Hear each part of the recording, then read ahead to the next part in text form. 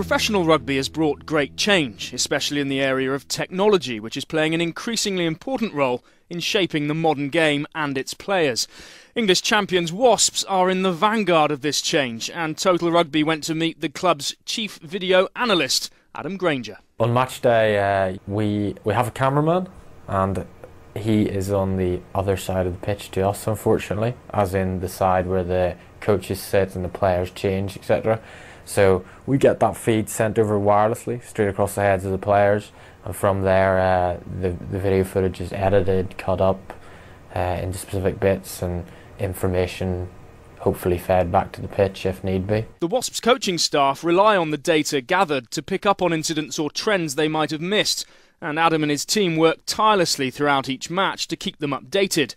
And as the game ends, Adam's work is only just beginning. The minute the final whistle's blown, all what we call our game codes is done. So myself and a student placement guy we have in for the year, he helps me where we're coding everything as the game goes. So by the time the final whistle's gone, there will be line-out scrums, restarts, that will all be coded, so our game codes.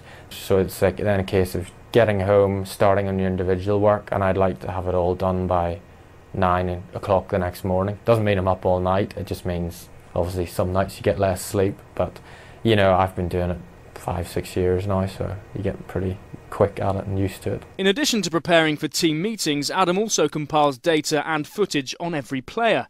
England forward James Haskell is one of a new generation of Wasps who's grown up with the technology. I think, to be honest with you, especially at Wasps, our belief is working hard and progressing and being successful. And I think with that, you've got to have some pretty harsh analysis. I think that you can't get bogged down with it. I think people react differently to it, and that's the same as anything. That people who want to use it more often will do it. We'll be in here all the time religiously. Some of the senior guys will just have the stuff that's in analysis. I think, to be honest with you, it's a pretty important aid, and that a lot of these guys do use it, especially the senior players, because they always want to get better. They still want to play international rugby, or they still want to be successful for Wasps and stay in the team. So if this enables you to do that, then they'll buy into it. As well as scrutinising the Wasps' performance, Adam also provides a breakdown on the opposition. A big advantage for a modern open side like Tom Rees. So at the very top level, having that split-second reaction is often what makes a difference, and perhaps having an idea as to what your opposite man or what the opposition are going to throw at you definitely does help. Like Haskell, Rees has come up through the ranks taking this type of information for granted, and often puts in extra hours at home. Personally, I do most of my analysis just sort of focusing around my own performance. I mean, we're able to sort of pull up all our own clips and see what we've done, knowing that the team analysis we've done sort of in groups and before we go out to train. But normally sort of the day after a game you come in, you see what your numbers are like, and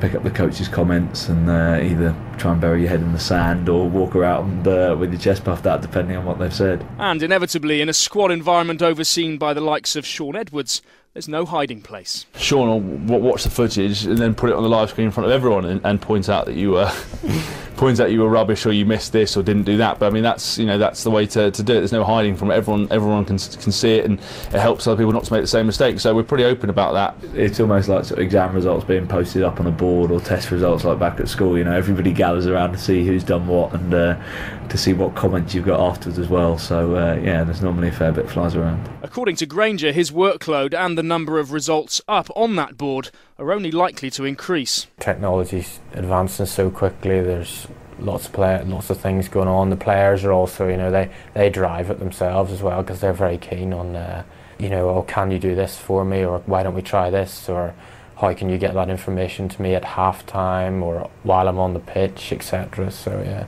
I'm just trying to keep it going and keep it moving forward, Unfortunately for Wasps, they came a distant second to London Irish in their opening Guinness Premiership match last weekend. Paralysis by analysis?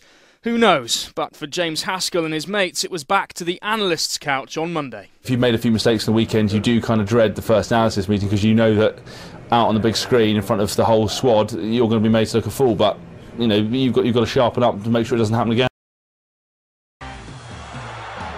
Now, have you ever wondered which player covers the most ground during a match? Maybe who makes the biggest hit? Or even who runs the fastest?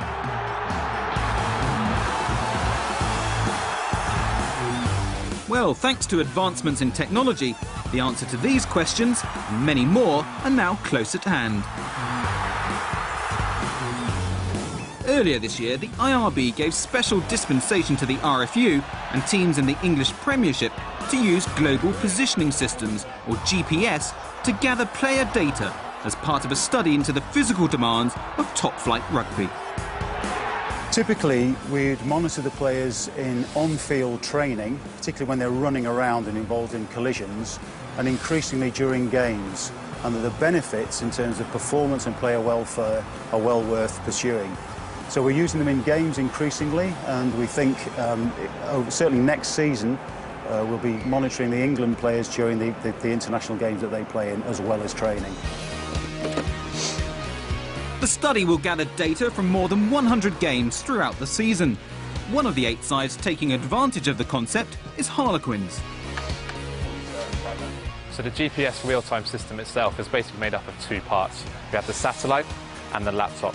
Quite simply, what we're seeing happen now is basically, as the session is actually happening, we're picking up all the data from the players. So the starting 15 for this weekend, we're picking up on data such as distance, heart rate, speeds at which they're running. For matches, it's exactly the same setup. Okay, the guys will wear the units exactly as they are today. And again, we have that real-time feedback, so as the game's progressing and as the game's going on, the coaches come over and have a look and see where the guys are, basically what sort of state they're in. And basically from that baseline data, we can basically cross-reference it and actually work out what sort of stress the guys are currently under during the game.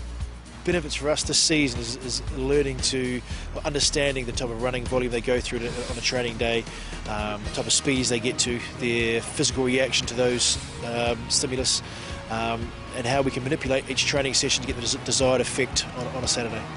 We can see from our match data how far and how fast a player runs at, so we can determine match intensity. So we know at any stage during training if it's match intensity. So if we want to create a game intensity in certain scenarios at training, we can do that because we have the match data. We get loads of feedback. I mean, every week after our game, it comes up with our meters per second, how far we've run, our top speed. I mean, we're constantly getting feedback after pretty much every training session, which is really good. And obviously, the coaches can see if we've been working hard enough. So, you know, it can be a bad thing or a good thing depending on how hard you've worked that session. Taking things like our top speed, total distance measured in the top 10% of our speed.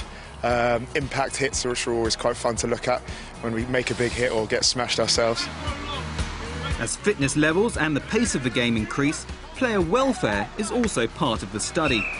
The project is aiming to find out how GPS can be utilised as an aid to reduce injuries in the future.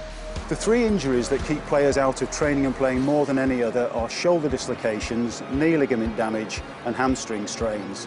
So for example, if a player has been running, repeat sprinting, and we can measure exactly how much running he's been doing, and then a hamstring tear occurs, and if we start to see that's a common pattern throughout all the players in the Premiership, we can start to do things to avoid those injuries happening. And that will be a huge step forward in terms of player welfare and keeping our best players fit to play more games. And with other countries now realising the full potential of the system, the RFU are hoping their initial participation will place them one step ahead of their rivals. Most of the major unions are investigating, if not already using, GPS technology. So at international level, there's a bit of a cat and mouse game going on. We're always trying to work out what everyone else is doing. Our competitors are trying to work out what we're doing. Where we think we're getting an advantage, though, is that the research through the Premiership is going to give us such a lot of data, we'll be statistically significant in terms of what we're doing far sooner than the others. But everybody's seen what the opportunity of GPS technology brings. We're involved as well, so we're one of the front runners. From the outside, it's a jumble of red laser light, 3D video images, computers, and oh yes, a rugby ball and a hooker. The idea is to work out what hookers need to do to get closer to that elusive goal. Just making sure every throw is exactly the same. And how close are you to getting to that point? Oh, I'm a long way off, mate.